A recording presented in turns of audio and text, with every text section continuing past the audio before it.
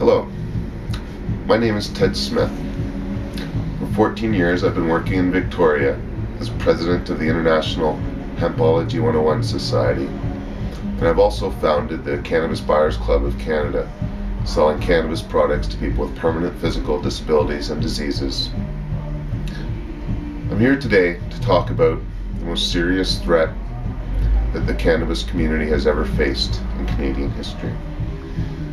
Conservative government is prepared and very close to passing laws that would implement mandatory minimum sentences for people caught growing as few as 6 plants.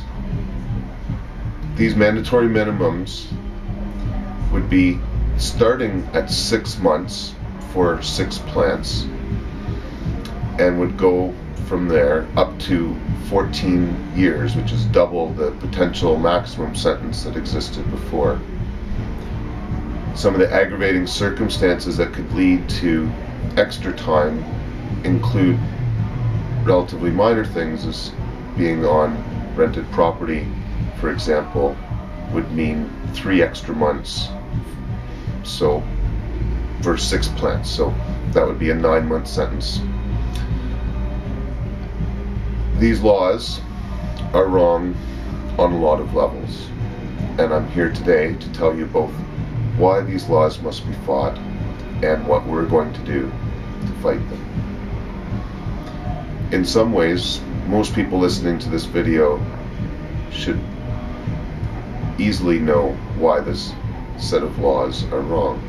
The experience in the United States with mandatory minimums has been horrible, to the point where the state of California has been essentially bankrupt, in part because the mandatory minimum laws that they have created have swelled their prisons, and the costs to the state are astronomical. In fact, in November, there's a ballot initiative to legalize cannabis in California, which is certainly the route we would rather go.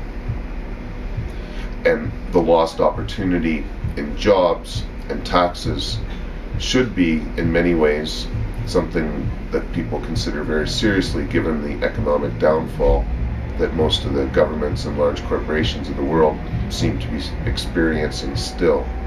Our government's put aside $10 billion to build more prisons and is now considering opening up the prison industry to private business. And so it's something that would cost obviously a lot of money to implement these laws, to no benefit in some ways to the greater community.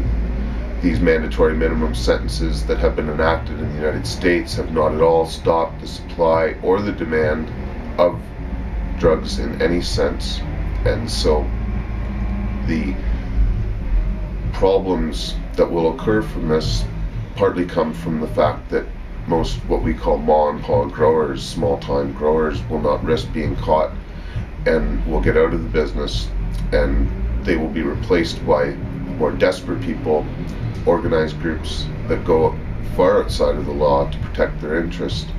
And the unfortunate reality will be that while prices may somewhat go up, the large demand for this product will not slow down as a result of these laws, and instead of stopping organized criminals, these laws in fact will put more money into those groups and will give them more of a monopoly almost at times in the sale of cannabis in any large scale, to be sure.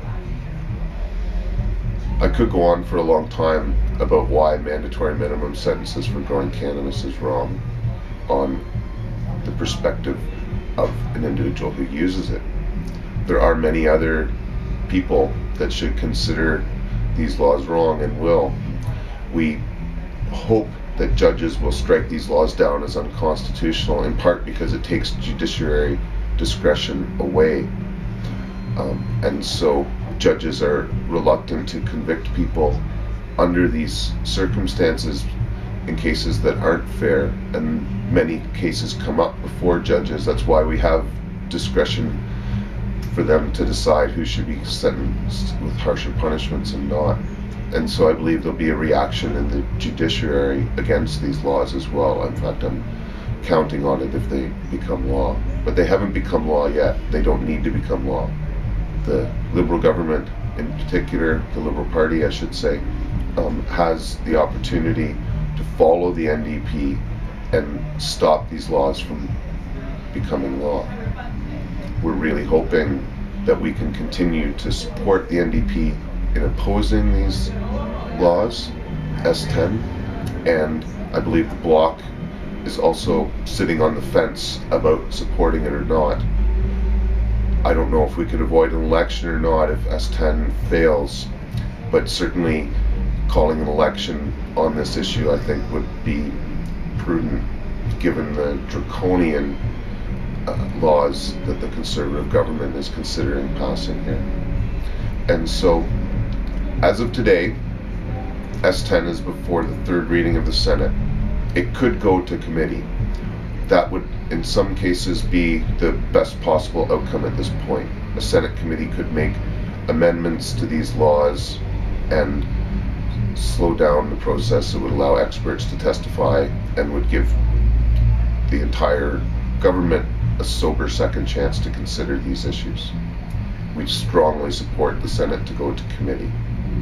But it might not. It might go to the House of Commons, and it could go very quickly. So, given that these laws need to be stopped, and that there isn't an election, and that the media, generally speaking, certainly large corporate media, has a vested interest in proceeding with these laws for the most part because of who they work with, we as individuals and in groups need to get out on the streets and tell everyone to help us stop these laws. We cannot depend upon the media. So, in the past, we have organized what we have called phone jams. I have a small handout of one that we are now putting out there about S-10, which includes a 1-800 number to the Canadian government that you can get access to senators or the office